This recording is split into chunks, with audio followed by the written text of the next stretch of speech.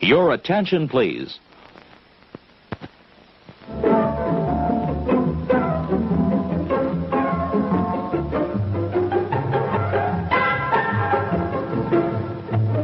And now, on with the show.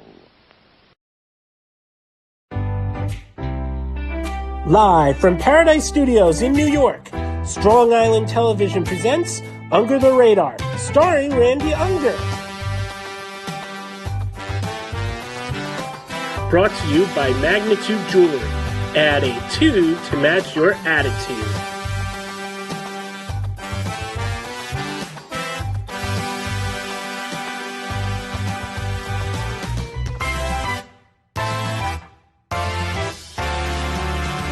Tonight, Randy will be interviewing filmmaker Sam Bathrick of the new musical documentary 16 Bars. Randy will also be reviewing new film Terminator, Dark Fate, with special guest critics Thomas Puglisi and Rob Harris. And now, here's your host, Randy Unger. Hey guys, I'm Randy Unger, and this is another edition of Under the Radar, where we talk all things film. And right now I have, on Skype, I have filmmaker Sam Bathrick of the awesome new musical documentary 16 Bars. This film is incredible, and it basically talks about, it focuses on a few inmates in prison who are given the gift of music and how that gift helps them in their rehabilitation. And Sam, I just want to congratulate you. This film is terrific, and I was blown away. Thank you very much. Yeah. Appreciate it. How did the film originally come about? I'm very curious. Well, I actually met Speech, who's the main voice of the hip-hop crew Arrested Development. Both of us are from Atlanta, and we met while making a documentary about Atlanta artists. And it was Speech's camp that had this idea to go into this particular jail in Virginia, where they had heard there was a recording studio there available for the inmates. So as all things documentary, years later we were filming. Wow. What was the research process like? Well, that's an interesting question because, in terms of the issues, I'm not an expert on criminal justice or on the prison system. I've been made a lot of music content, and so our research process was to do some Skype calls actually with the guys inside, kind of like this, okay. And hear some of their music, and then we went down before Speech got to the jail, and sat in on the recording studio sessions and just sort of started to meet some of the guys who were there making music in the jail and started to think about which stories we might follow. Okay. How did you go about selecting and discovering these inmates? I wish I could tell you it was this sort of American Idol process. The truth is that some of the guys in the film are some of the first guys that we met when we were there. I would say the selection process was made a little bit for us because the way this works in the jail basically is there is a program called the REAL program. These folks are doing rehabilitative work. The 12 steps. They're doing addiction recovery, but they're also doing job training and a whole lot of stuff to get them ready for reentry. And the way the program works is obviously you got to be on good behavior. It's a privilege within the jail to be a part of this program, to have access to the recording studio. So some of the guys that we were interested in following, they didn't make it through, they weren't able to stay in the program. They were kicked out for different things that happened. Some of the folks, the jail is a short-term facility, so some of the folks were on their way out of the jail. Some of the folks were on their way deeper into the system, getting transferred to prison. So some of those decisions were made for us. But it's all to say that I think what's so interesting is, we showed up in this one period of time, met these 4 guys in this one jail, and the talent was overwhelming, and you see it in the film, and it's kind of amazing to think about if this is just one little snapshot of what exists behind bars. multiply that by millions, and you start to think about what we're missing with all these folks that are locked up. And is the real program, is that implemented in prisons all across the country? The real program is a vision of the sheriff, Sheriff C.T. Woody, who was the sheriff of Richmond, Virginia for 8 years, and Dr. Sarah Scarborough, who's in the film. So it's very specific to that jail, and it's, I think there are a lot of programs whose mission is the same, which is really to prepare people for reentry, to try to make the jail provide at least an opportunity to sort of turn your life around, or to address some of the system, the root causes of why you're there. So I think there are a lot of programs like that, but the real program is specific to that jail. Where did this fascination come from, of rehabilitating inmates? Where did this passion for this topic come from? Well, I can't, Sheriff C.T. Woody, he's really interesting, and he's not in the film, but in some ways his vision is all over the film, and it's the reason for the film being made. So he was a beat cop, started, I think, 50 plus years he spent as in law enforcement, locking these guys up. And I think at a certain point when he took on this elected position to be the sheriff, he really had sort of seen it all, and came from the same communities and neighborhoods that these guys had come from. And so I think that's where it came from for him, was to say, what are we going to do to help these guys, to treat these guys, to respond to the communities where these guys come from, and not just sort of lock them up and say, well, now we fixed the problem. Because I think he was realizing, especially for people dealing with mental health problems, with addiction, that jail is not helpful or the answer. So that's where it came from for him. How did you meet Speech initially? Like I said, Speech and I met, we were filming a different documentary about Atlanta musicians, and we just really vibed and connected and had an easy way of communicating between the two of us. So we started talking about what other projects we might do with my production company, Resonant Pictures, and Speech and his management. So we were in talks for a couple of years. Okay. Is there going to be a soundtrack album release? Because it's some of the songs that the inmates come up with are fantastic. Is there going to be a soundtrack release? Absolutely, yeah. So Cool. So it it kind of became, the film kind of becomes the making of an album in some ways. So the album itself is being released this Friday, November 8th, and it's the same day that the film will be in theaters, opening in New York at the Village East Cinema. So yeah, it's sort of years in the making for both to come out in this way. But the album, which is produced by Speech, is coming out, and you can find it anywhere you stream music if you search for 16 Bars soundtrack. Cool. And do you have to pay for the soundtrack? Or is any of that money going towards the prison in any way? Yeah, well, it's interesting. It's not going towards the prison. We've set up with the four guys. They basically have deals, and they are going to benefit directly from album sales and royalties. And the label that is doing this, Art Prehent, has really it really kind of understands. For the most part, it's pretty tough for musicians at all to make any money off of their art. So I think these are pretty favorable deals in that we've cut out a lot of the red tape where everybody needs to get reimbursed before the artists can make any money. Which is not to say that the artists are going to make a lot of money. I don't think that ultimately is something you can predict, but the artists are absolutely going to get paid for album and royalties. Great. Now, what do you hope audiences take away from 16 Bars? Well, I'm curious what you took away from it. Well, it was definitely a new angle on visiting, the life of prisons, and it was very, very real, very raw, and I really loved the way that you humanized the inmates. So that was the main thing that I took away. Yeah.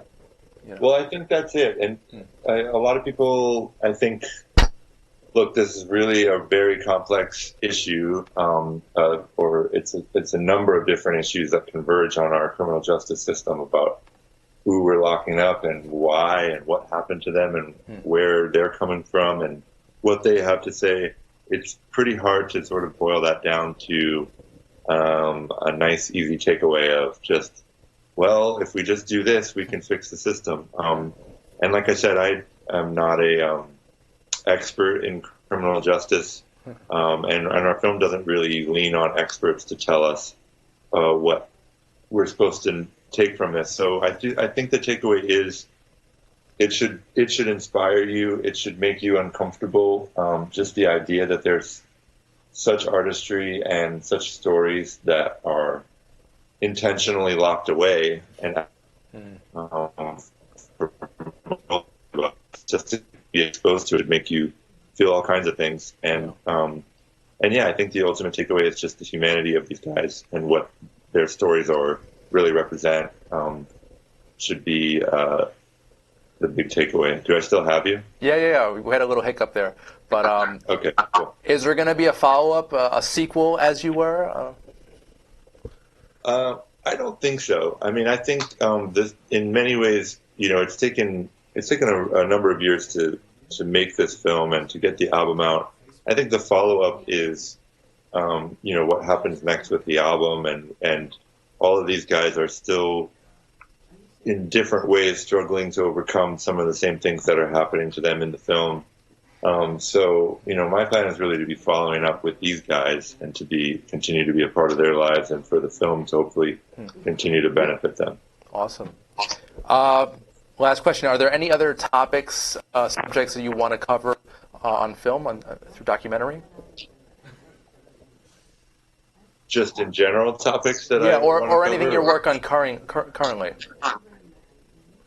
Well, I really am interested in music and music documentaries. So I'm currently sort of talking to a few different parties about doing some music biopics. I guess I can't really talk about it yet. Okay. But yeah, I think the next thing you see from me will be about music for sure. Cool. And we'd love to have you come to the studio in person if you're ever in Long Island. Yeah, and I'm sorry I couldn't make it today. I've got family in town from my folks are from Atlanta and they're here visiting, but that's cool. But I'd like to make it next time. That's fine. We'd love to have you. Well, Sam, the film is terrific. Again, congratulations. You should be very, very proud. Thanks. Yeah, and go see it if you're in New York at Village East Cinema starting Friday, and then in LA it's going to be at the Lemley Monica in Santa Monica starting on November 15th. Sweet, and that's 16 bars, guys. Check it out. It's phenomenal. Sam, thanks again, and enjoy the rest of your evening. Appreciate it. Thank you. Bye-bye. All right, guys, so we're going to take a short commercial break, but we'll be back with our film review segment right after this. Under the Radar is brought to you by Magnitude Jewelry. Add a 2 to match your attitude. Patent pending interchange genuine gemstone and crystal EMF protection jewelry. For more information, please visit magnitudejewelry.com/gemgirl or call 718-268-6634.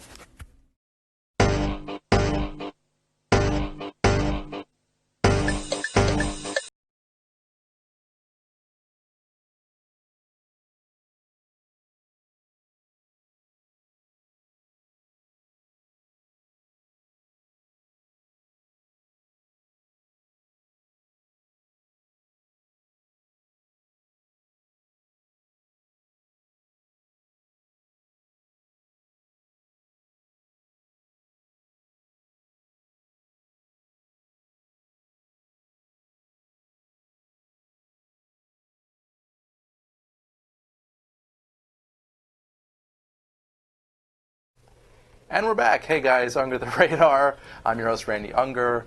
And you might be wondering why we're wearing sunglasses. Gentlemen,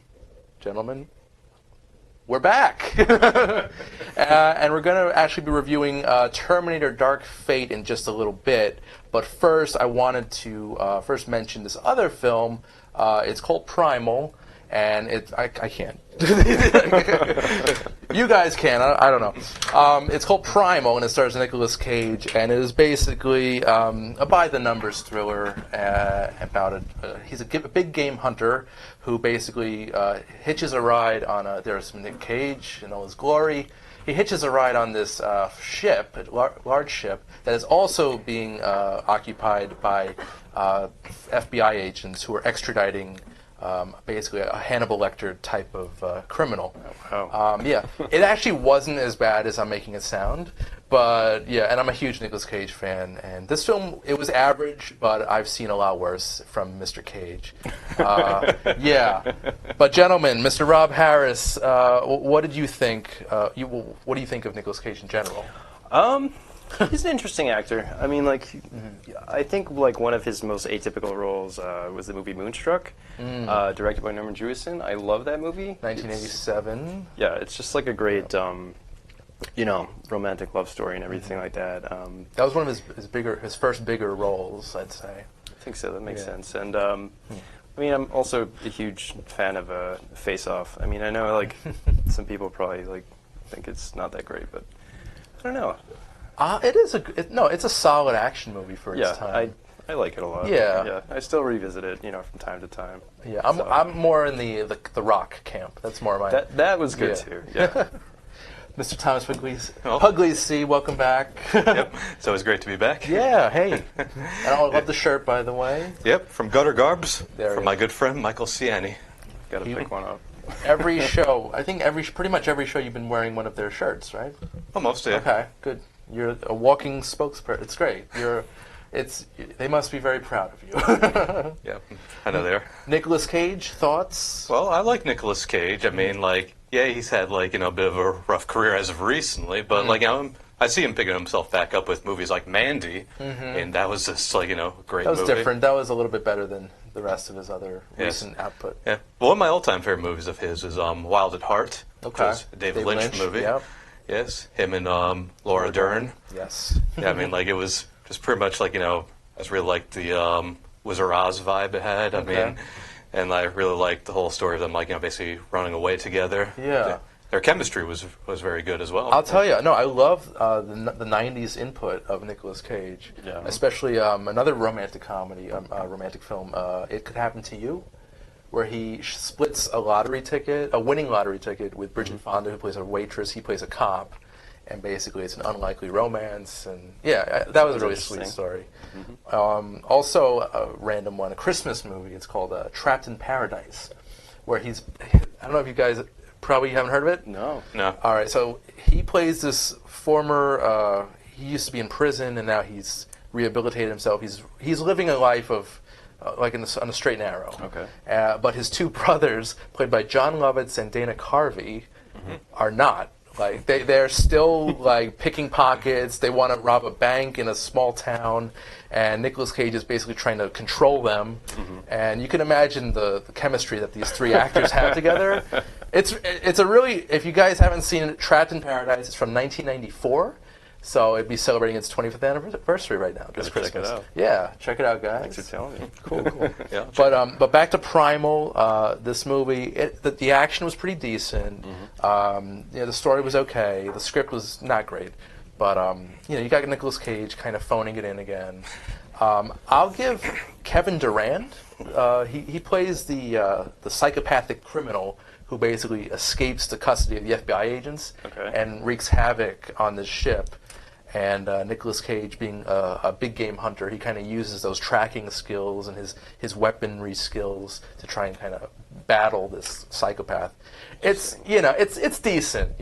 I wouldn't go out of your way to see it. I know I tried to get you guys to see it, but there were some technical issues and it didn't work out. But I'm telling you guys now, if you come across Primal, check it out. It's worthwhile. Yeah, we'll do. So pretty much we were fighting Skynet to watch that. we were fighting Skynet, and Arnold is back. Linda Hamilton, Sarah Connor, they're all back to do battle with not Arnold this time, but a new breed of cybernetic organism, the Rev 9. Is this a T1000 or is this a T? Well, it's sort of like a Terminator from like an alternate timeline. Okay. Yeah, so like it's no longer Skynet now; it's Legion. Right. Yes. Okay. And now they're trying to find this new girl, Danny, who, basically is like a new Sarah Connor. Yeah. Or John Like a new Connor. John 'cause- Connor. Right. John Yeah. No. Connor You're is- right. She's going to be the next leader of the resistance against Legion, and it's basically the same movie as part 1 and 2. And 3. Yeah, and to a lesser extent 4, no 5, and I think 5 is a little bit like that. Yeah, 5 was Yeah. a little bit. I feel like it had subtle elements from like all of them, but again, Yeah. it was like, essentially more of the same. Yeah. I did think that, I think, is it Mackenzie Davis? Who is... As the hybrid, what's her Grace? Her name's Yeah, Grace. Grace, yeah. She's a hybrid cyborg human. Yeah, almost like $6 Million Man type concept. Or Inspector Gadget. Right. I really liked her character. I mean, I thought that was a very cool thing that they added to it. Yeah. The new Terminator, like, he was also cool. Like how he had the endoskeleton and like, And the liquid metal. Exactly. Oh yeah, so he was like basically like a T-1000 that can split himself into 2. Right. Yeah. Right. It's like very versatile, but I felt like it was almost like watching a superhero. Like Yeah. the way that he was scaling walls and stuff like that. But I know, it's but still, ridiculous. it was cool. Yes. Yeah. Thomas, thoughts? Well, I actually did like the movie. I mean, it's not my favorite Terminator movie by any means. I did like it more than like the last couple that were made. I mean, like something that really really got me was the very beginning of the movie. I mean, I shouldn't really say spoilers by any means, but I will.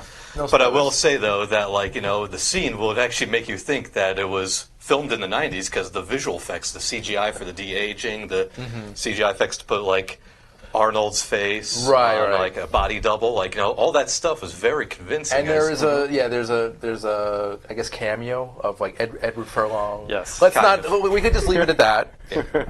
Who I actually met at New Jersey HorrorCon a few weeks ago. He was very cool, by the way. Very nice guy. That's awesome. But yeah, I was disappointed with this movie. Same. I really, it was totally unnecessary. The action was all over the place. It was obnoxious. I was waiting for a moment to like sneak out to go to the bathroom, but there was no like break in the action. Yeah. It was just Yeah. nonstop, hit you over the head with this like constant barrage of action. Yeah. That was just totally obnoxious to me. Yeah, and I felt like the characters were just running the whole time. Yeah. And there wasn't enough time for the characters to develop. I mean, they didn't even really go over like what this new Legion thing is that much. Yeah. Or like They just kind of what renamed happened. Skynet. Yeah, I think there was so like kind of almost made me feel like you already know, but like I feel Right. like maybe Legion should have development just like Yeah. Skynet. 'Cause we've had development through Skynet through the other movies, so why not this new thing? That's why Yeah. Terminator Salvation is so good. They build on the world. Yeah. This Yeah. didn't really build on anything. It just kind of copied it. Yeah. And it just was totally lackluster, in my opinion. yeah. Yeah. Okay. There's one thing that did get me a little bit is I think Arnold should have been in the movie a little more because he's He's back. Yeah, he's back. I mean, Right. you can't do a Terminator movie without him. True. So he was not really in it until more of the second half of the movie. So, but I like how they made him into like a human being. Oop. Yeah. Okay, that was a bit of a spoiler. Well, you'll see for yourself. yeah.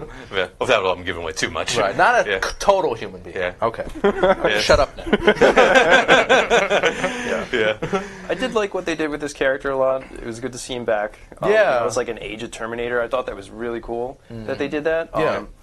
I Because the flesh, it ages. right. Yeah. Yeah. But it makes sense because I still remember, because I've watched the first and second movie a lot when I was a teenager, and so I still remember Kyle Reese telling Sarah Connor that, the human flesh on the new Terminators is, organic and that it, produces sweat, bad breath, just Body like what odor. human do. Yeah, Body odor. Yep. Yeah, so basically if the human flesh can do all that stuff, I can believe it could age. Yeah, that's a good point. As for the villain, the Rev 9 model, I know you liked it. I know you liked the way it's split up into into a, like sort of a T800 hybrid of a T1000. But I don't know. It's just the movie studios trying to create new ways of making money. Well, to be completely honest as well, like every Terminator villain has been like a bit of a ripoff of the T1000 after the second movie, because the TX in Terminator 3 was kind of like a ripoff of the T800 and the T1000, like put together. True, but that movie was a complete rehash of Part 2. It was. Yeah. I was crushed when I saw it. I know. Maybe if James Cameron directed that one, that was Jonathan Mostow. Yeah, who directed the movie Breakdown. Didn't he also do U571? I think he did. The submarine movie. Yeah, he did. Yeah. I did see that one. Yeah. He did later on do the movie Surrogates with Bruce Willis. Oh, yeah, I missed that one. Was that like Looper at all, or no? No. Okay. But yeah, guys, this movie is just the movie studios trying to print money, doing whatever they can, and I was totally disappointed. Should we rank our favorite Terminator movies past Part 2? Sure. I'd love to hear your thoughts on this. I have to say, Salvation was probably my favorite. The thing I liked most about that was that it took place in the future completely, and they had like older Terminators, like a T500 or something. It was kind of like very wonky. Even the sound effects in that of some of the machines and everything, like that was really cool to see. Like that world developed more and like. Yeah. Well, I think Industrial Light and Magic have done all of the visual effects for all of the Terminator movies since Part 2. Part 2 obviously is very revolutionary at the time. 1991. Yes. They had like morphing technology. Yeah. Like and those CGI effects hold up like very well to this very day. It's like better than some of the CGI we get today. Yeah. T2 is ahead of its time. Absolutely. Yeah. I think the same thing with Jurassic Park. Of course. The CGI for that also holds up, and it's better than some of the CGI we get today as well. Yeah, definitely. They really, in this one, they really overdid it with the CGI, and I was totally disappointed. I agree. I actually watched T2 again with my girlfriend Jen today, and like there's the CG scenes in there, but like it's live action like a lot at the same time that it's not like.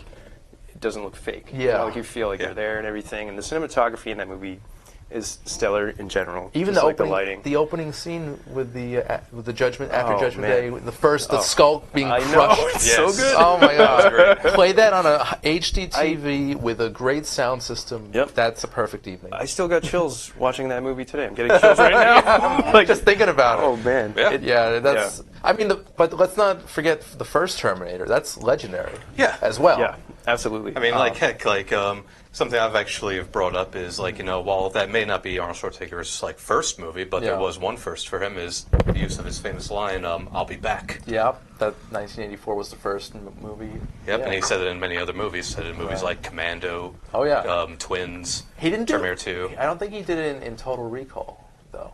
I don't think so. I don't remember him saying. Or True Lies. He didn't do it in True Lies. No. I think once the 90s happened, he kind of became like a joke. Yeah. Right, Well, he did actually poke fun at himself in the movie The Last Action Hero, because there was that part where he says, "I'll be back." Ha! You thought I was going to say, yeah. That's like your calling card. It is. I think he said it in Twins. Yeah, he did. Okay. I don't remember. And what was... Anyway, we're going off tangent. No, he's got a lot of great catchphrases. He A lot of does. his action films, like what's it, The Running Man? Yep. Right. Oh, yeah. What happened to Buzzsaw? Oh, he had to split. Total Recall. Screw you! And he impales this guy. Ridiculous. Total Recall. There was that part where he kills his wife, says, "Consider that a divorce." Yeah. I was kind of hoping Colin Farrell was going to say that in that remake, but didn't. And I think disappointing Commando was like his first action movie where he actually played the hero, if you don't count the Conan the Barbarians. Yeah. Right. But he had some great lines in that. Yeah, I love He holds the Commando. guy by the ankle. I thought you were going to let me live. I lied. Oh, God.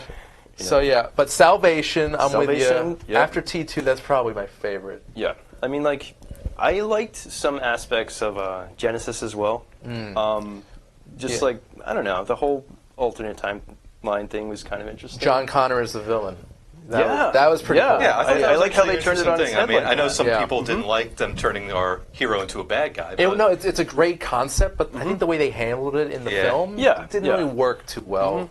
But well, after T2, what would you say is your favorite Terminator movie? well, I mean, like, I did think Terminator 3 was fun and all. It being is. there. Yes, I agree with you. Yeah, so like it was fun, but yeah, it was like what you two just said. It was just a rehash of the second movie. And Salvation. Let's just throw a beautiful model in as the villain, and that'll raise ticket sales. To be honest, I actually thought Kristana Loken was pretty good. You did? I mean, yeah. I mean, like, Okay. just her facial expressions. Actually, It was just Robert Patrick as a female, basically. Basically, yeah. But yeah, Salvation, like, was not bad as like everyone makes it out to be. But like, the main problem was I felt it should have been more about the war and not so much about the Marcus character. But right. Sam Worthington, who's a great actor, by the way. Yeah. And I think that same year, 2009, he did Avatar. Avatar, yeah. So I think he actually filmed Avatar and Terminator Salvation around the same time. really, I think so, yeah. Like, because I've heard something that James Cameron suggested that to use Sam Worthington for that movie. that makes sense. Okay, Yeah, it's who you know. Yeah, That's awesome. yeah. Huh. But Genesis, I felt like the first half of that movie was pretty good, but it did go off a little bit of the deep end, like when they traveled to present day. Right. So so it didn't really pick itself too much, but But it did have some pretty good concepts of the alternate timeline, and I also thought Amelia Clarke was pretty good. But Jai Courtney though was pretty bad though. Yeah, that could have been just any buffed young leading man type. Yes, who actually I Didn't heard was end their first choice, Tom Hardy. Oh wow. That's what I thought was in it when I first saw Yeah, him. He looked so- kind of like him. Yeah, so he actually should have been Kyle Yeah. Reese, if you I ask would've me. liked Would to have see been that. definitely better than Jai Courtney. Amelia Clarke, though, I don't think she was that terrific. I'm still not. I mean, I've never seen Game of Thrones. Neither have I. Okay, so I'm not completely sold on her as an actress. She doesn't really do it for me, to be honest with you. But Jason Clarke as John Connor I think he was terrific. Yes. Yeah, I agree. Because he's usually played morally ambiguous characters, kind of like anti-heroes, not really villain, but not really hero. So I think he handled that really well. I agree. Yeah. And he was, in my opinion, the saving grace of Terminator Genesis. Yeah. But yeah, I want to talk to you guys about the overuse or underuse of special effects in these movies. What are your thoughts of CGI in especially Terminator movies? Well, it could work if it's done good. I mean, if it looks pretty good. Like this movie, Terminator: Dark Fate, actually had very good CGI in it, and I think maybe they had something to do with the fact that James Cameron was involved. Right, he was a producer again. Yeah, he was a producer, cool. and with with movies like the second movie obviously had the best CGI in it, but Terminator 3 I thought had a bit of mixed. It was like a cartoon. It was too much CGI all over the place. Terminator 3 had a bit of mixed in it. I thought some good CGI, some doesn't really hold up. Right. I mean, it was early 2000 CGI, but I feel like it could have done better. Yeah. And as for Salvation, actually Salvation had some pretty good CGI, but Right. the thing about Salvation though is that it more relied on practical effects because the director McG actually prefers building actual sets and not using green screens. Yeah, It was a great mix. Yeah, it was a great mix. That's what made Salvation, rise above all the others, in my opinion. Yes. And as for Genesis, Genesis also was a bit of a mixed bag as well. I mean, there was some good CGI, but some not too good. I like the time portal. Yeah, in Genesis, the way they handled that was really, really good. Yeah. Rob, what are your thoughts on CGI I mean, in these movies? yeah, I mean, like I said, with the last one, Dark Fate, there's a couple scenes when, the Rev 9 is he's scaling a wall, and he's going up it so fast. And I was talking to my buddy in the theater afterwards. I'm like, I feel like that'd be physically impossible if he did that, because he's probably really heavy, right? You'd be ripping parts of the wall off or something. Yeah. Well, I know the T800 is very 400 pounds. They mentioned that. Yeah. So I'm assuming that the Rev 9 would be not much lighter. Yeah. But I mean, looking at it, you're like, wait, that doesn't look right. I'd rather have him climb up as a human being. You know what I'm saying? It's just Yeah, and there's another Yeah. scene in the movie where they're on like a dam, and Yeah, that whole that's the scene one, was yeah. like 10 minutes long. It was like, come Yeah, on, it's yeah. giving me a headache. It's just watching this. It's too much sensory overload. And Right. That's but yeah.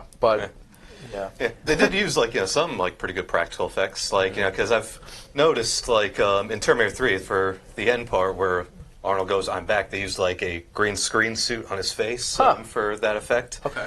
And in this movie, I kind of noticed they actually did use some makeup on his face, just like what they did in Terminator 2. On the first one. Yeah, in the first one a little bit too. They used some actual makeup. That's Stan Winston, the late great Stan Winston, makeup artist who has done pretty much every action. Rest in peace. Yes, sir. Yes. What did he did? I think he did Aliens, Predator, Aliens, Jurassic Park, the Terminators. It's insane. Absolutely He even amazing did really. did the Penguin makeup in Batman did he? Returns. Yes, he did. I did not know that. That's very good. And that was a great makeup job. Huh. Well, these movies, I mean, I don't think they're going to be stopping anytime soon. Right? Honestly, I'm glad that I saw this film. I do hope that they keep going. I mean, really. I hope they go. I love the I do hope series. they go. I love the whole world that they created. Yeah. But one thing we should also mention is Yes. the TV show, the Sarah Connor Chronicles. You know what? Yeah, you mentioned alternate reality and the Terminator Sarah Connor Chronicles, which came out in 2008. Was that an alternate reality, or was that after Part 2? It was after Part 2. Okay. It was ignoring Part 3. Salvation did not come out at the time yet. Right. It came out a year later. Right. Same production company at the time. Yeah. Yeah. Were you a fan, Rob, of the I Sarah loved Connor it. Chronicles? Yeah. Yeah, I watched the first season, as it came out on Fox faithfully, and then unfortunately I lost track of it. But I've actually been working my way through season 2 with my brother right now. But I really like the show a lot. Yeah. Yeah, it's very cool. I just got into it because of this show, because we're reviewing Dark Fate. But I watched the first 4 episodes, and I thought it was a lot better than the movie that we just agree. saw. Yeah. It was, yeah. I mean, I thought Lena Headey. Elena Headey. Yeah, she was pretty good as Sarah Connor. I agree. Also Thomas Dekker as John Connor. Yeah, it was decent, and Summer Glau as Summer Glau. the cyborg sent to protect them. I thought it was it was a nice little continuation, and the way they handled that was a lot better than this movie. Yeah, I agree. Well, it's a lot better actually than 3, 4, and 5. All the ones after. Well, no, I'd say this is better than. Well, I like Salvation and then this series, and the rest we can just forget about this. Seriously. I really hope they do a direct sequel to Salvation. That'd be great. That would be cool. Yeah, that was the one time was supposed to happen. There's been many canceled Terminator sequels. There was going to be a sequel to Salvation at one time, but because Salvation underperformed, it got canceled. And so they decided to reboot it with Genesis, which was supposed to be the start of a new trilogy. Yeah. But after that underperformed as well, they decided to basically press the restart button on it again. And so now we got Dark Fate. And Dark Fate is it's not gonna shatter any records or anything, but it's gonna do pretty good at the box office this weekend. But I don't know if it's gonna be #1 next weekend. We'll see. There's potential there. Yeah, But, I mean, it may get a sequel for all we know, but it's We'll or see. maybe the end. But I don't know. I mean, it all depends on how much money they want to make, how much they want to milk this series for all it's worth. Yeah. And you know what? Hold that thought. I just want to pause for a quick commercial break, and then we'll be back with more Terminator discussion, guys, right after this. Under the Radar is brought to you by Magnitude Jewelry. Add a 2 to match your attitude. Patent pending interchange genuine gemstone and crystal EMF protection jewelry. For more information, please visit magnitudejewelry.com/gemgirl or call 718-268-6634.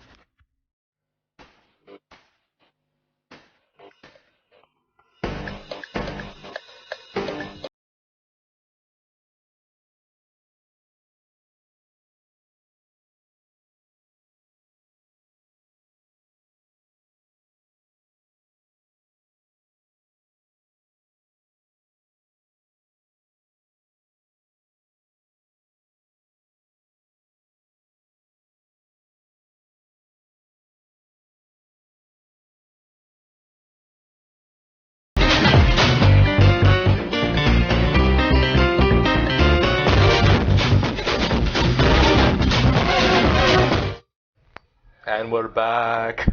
Welcome to the show. Okay. I can't do it. Too much. Guys, I've got Terminator on the brain. This show is crazy. Oh, so you guys, do you hope to see more Terminator films? Or Absolutely. Yeah? I do, yeah. Yeah. I just hope I don't know. It's weird because they have like great actors in some movies, but then terrible direction and writing. Yeah. Yet, then they have great writing and direction, and the actors aren't so great. So there needs to be like a good mix of all like creative forces. Yeah. You know. Yeah. I mean, heck, like, I still remember a lot of people saying, like, there can't be a good Terminator movie unless James Cameron directs, but I've heard things that James Cameron, like, felt that the series, like, just ended after 2 because, like, he said, like, and pretty much I had to agree with that. Like, the second movie had, like, the perfect ending. We didn't need any Yeah. others. Yeah, I agree. You've got Sarah Connor's narration over a night road, and then it just ends. Oh yeah, I mean, like heck, like very much. I felt the second movie was like sequel proof. I mean, like they destroyed Cyberdyne systems. Yeah. They killed the T-1000. They wiped out all traces of the Terminator, and they prevented Judgment Day. Yeah. So No, well, they just postponed it. Terminator 3 pun right there. There it is. Yep. Yeah, they could have just ended it Yeah. too. And And there's funny Arnold thing- right now. Look at him. Oh, yeah. I love that What a shot. Hey, beautiful Arnold. man. And that's the same. He had the same assault rifle in Predator, I think. With yeah. With the grenade launcher. Yeah. Get to the chopper. M16, I think. Yeah. Get to the chopper. Yes. Up, and there are the ladies. Yep. We didn't really, A3. we didn't really talk about the actors. They're wonderful actresses. Yeah. And then the actress who plays Danny. Let me just get her name real quick here. What's her name? Natalia Reyes. She was not bad. I thought she was okay. Yeah. I mean, like, it's not that she did a bad job. Like, I wanted to see more backstory, with her. And, like, I mean, the things that I liked about the first 2 films especially were the flashbacks, to the future and stuff like that. Yeah. And you see where they're coming from. There's, like, not to spoil anything, but, there's a little bit of that, but not enough to, like, really hit home with me. Right. Like, It was like shades of Salvation. yeah. You know. And we'll probably see a sequel with that world. I think that'd be an awesome world. I agree. I don't know, Yeah. post-apocalyptic action adventure movies they do pretty well. Escape from New York, side note. Love that movie. Yep. Yeah. Yeah. One of my favorite John Carpenter movies. Is it? Yeah. Yeah. I think that might be that, The Thing, I think Halloween. and and Big Trouble in Little China. Big Trouble's so good. Yeah, I know. Oh my goodness. He hasn't really done anything. He did a horror movie I think a few years ago. Yeah, it was called The Ward. Yeah, that was not. I wasn't. Yeah. I was like so excited too. It's like John Carpenter in the 21st century. Let's do this. Yeah. But it just didn't work. But back to the ladies of Dark Fate. I think before the show you mentioned Mackenzie Davis. Yeah, I really thought that that she was very good Yeah. and everything, and just the character was really cool. Just like the way they designed her and everything. I don't want to say that much about like the type of hero that she is, but Well, I think in the trailer they kind of Okay.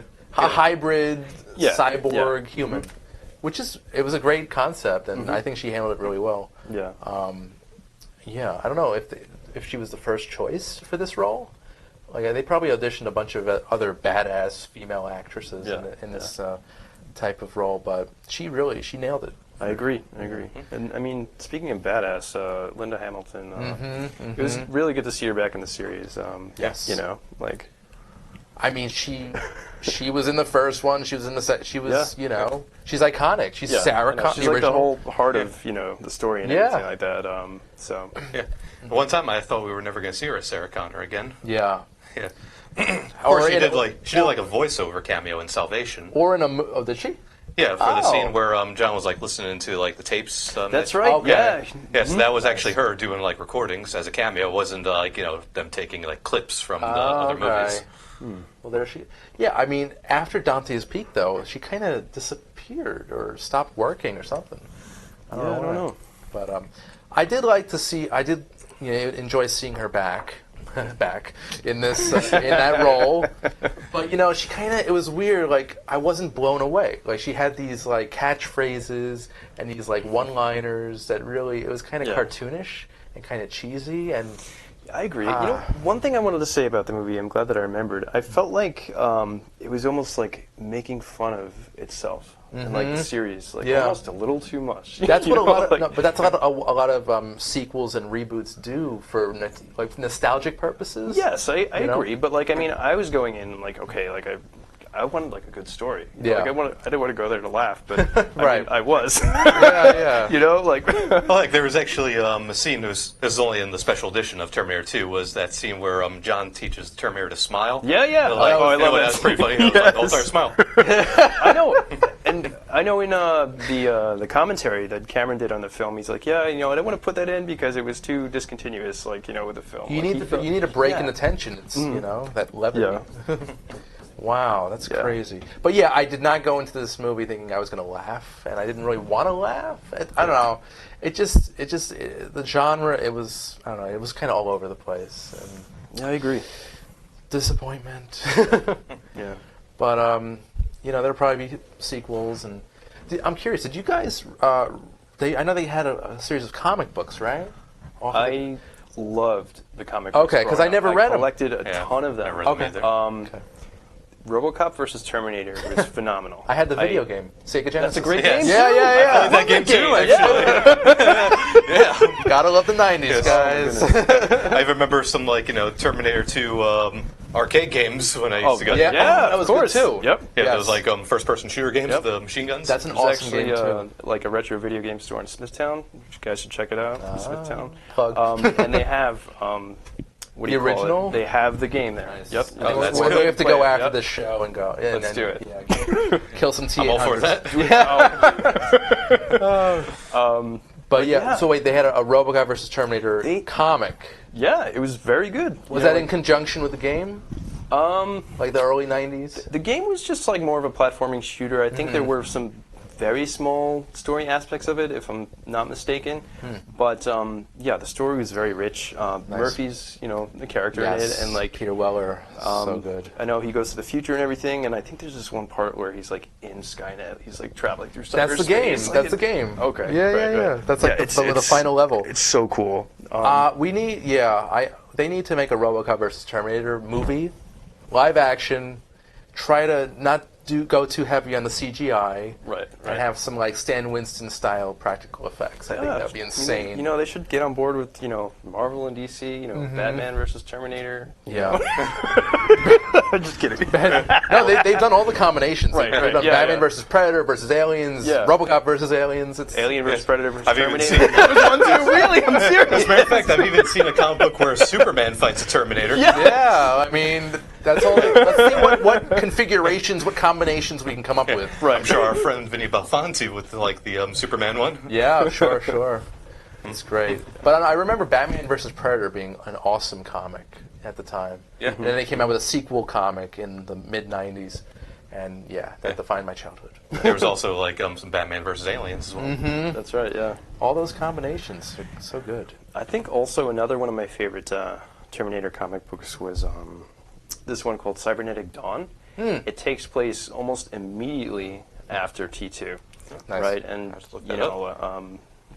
it was just so cool. I mean, Cybernetic Dawn? Okay. Cybernetic Dawn. And there's like some scenes in the future with John Connor, and it shows him, like reprogramming Arnold. Like he's in a room, and there's like a bunch of those, T800 models, and they all wake up, and they're like fighting them off. Oh, God. It's cool. It's That's cool. cool. I like it. All right. Yeah. But back to RoboCop versus Terminator, the game. I don't know. I'm just getting some flashbacks right now. So am I.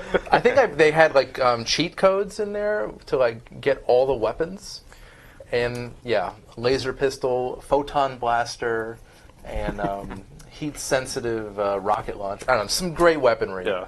But I digress. So guys, we have a few minutes left. I'm curious, are there any movies coming out that you're looking forward to, Thomas?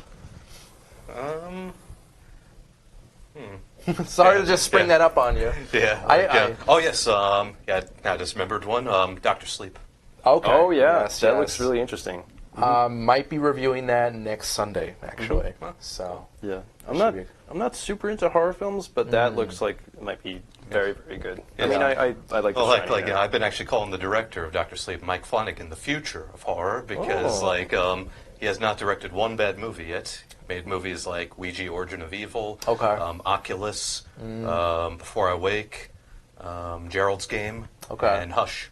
Nice. So he's got a very good track record. So you're confident of his abilities tackling Yes, a 40-year-old a sequel 40 years in the making. Yep. Okay. Which is also based on a Stephen King novel. Am I Right. True. Rob, are you a fan of the original Shining? Absolutely. Yes. Yeah, I think really shattered a lot of the mold at the time for horror films, and that's another one that still gives me chills to this day. Yeah. I think that might be my favorite horror movie. It's very, very good. Yep. Vote for scariest movie of all time. It's potential. Yeah. And heck, that's one of the things that Jack Nicholson is known for, other than playing the Joker in the 1989 Batman movie. Well, actually, I think his Oscar win for One Flew Over the Cuckoo's Nest. Thank you. Great movie. It's class. The man is a genius. He is. And I think he's pretty much retired now. I think his last movie was the Owen Wilson romantic comedy. I forget the title of it. Oh, didn't he also do a movie with Morgan Freeman, like Bucket List? That was before. Right, yeah. That was before. in 06, if I'm not mistaken. Yeah. Yes, I think he is retired. Yeah. From what I've... He's left his mark. He's good. He's good. Just like Sean Connery. Oh, yeah, him too. Yeah, for sure. But to answer your question, Yes. I'm very excited about The Irishman. Okay. I mean, I've been following that for a while now, and I know it's in select theaters right now, and it's coming to Netflix soon, I think, right? Yes, end of the month, Yeah, end of the actually. month, yeah. It's out in a limited release now in the city. And yeah, I mean, this is a fun. I mean, I haven't seen it yet, but come on, you got De Niro, Pacino, and Joe Pesci is back. Yeah. So I've heard it's pretty epic in scale, but it's not like as good as Goodfellas. Right. Yeah, but I'm still very excited about it. Yeah. Actually, when I was on my way home from work, I think that I passed one of the sets oh, of the movie. Really? In Long Island? Yeah. Cool. Like right in the Huntington area. They made like this hotel look like an old Howard Johnson. They had some old cars and like an old phone booth and some fake bushes. So that was pretty cool to see. You could have probably become an extra. Right. Talk to one of the PAs and you'd be in.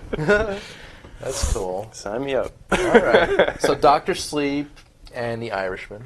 Those are good. I'll tell you what I'm looking forward to is the new Shia LaBeouf movie, Honey Boy. I'm not familiar. And I've mentioned this before.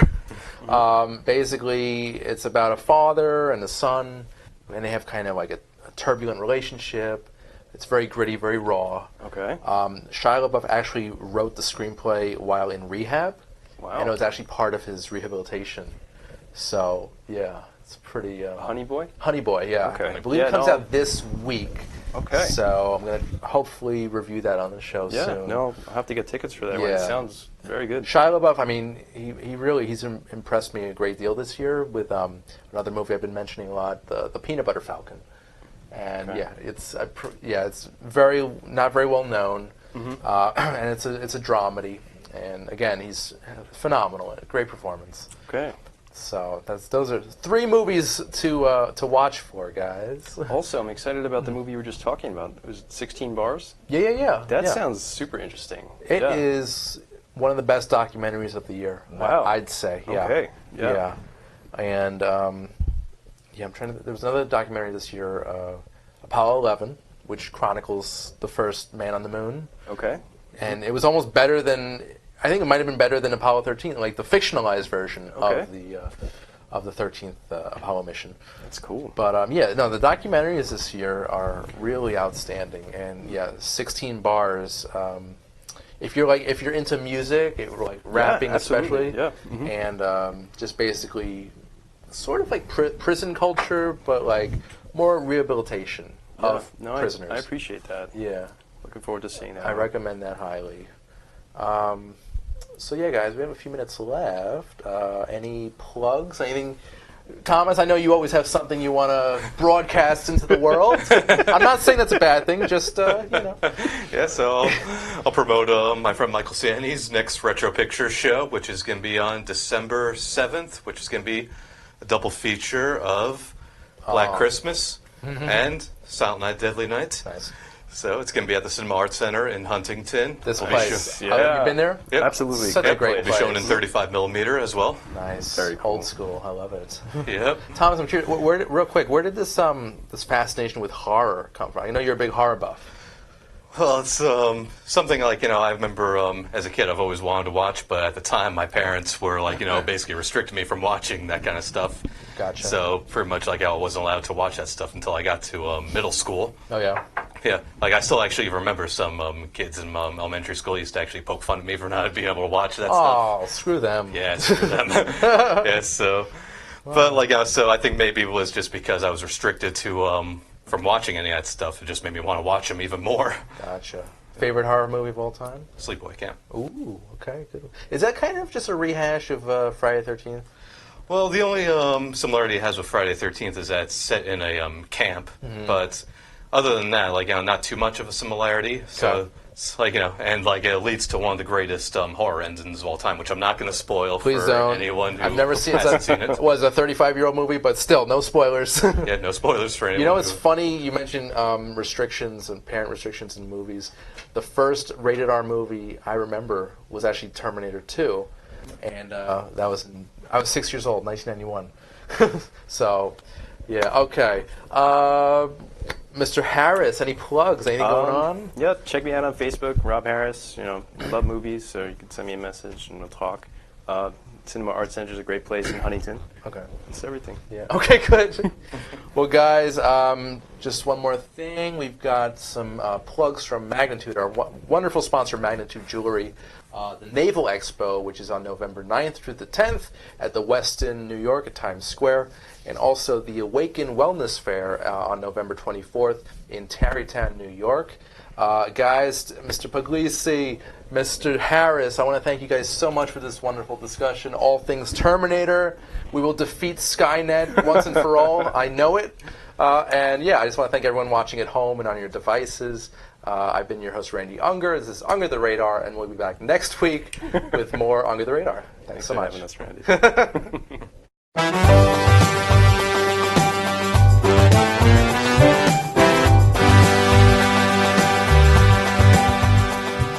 Under the Radar is all new next week with more movie reviews and interviews on Strong Island Radio and Television. Stay tuned. We'll see you next week.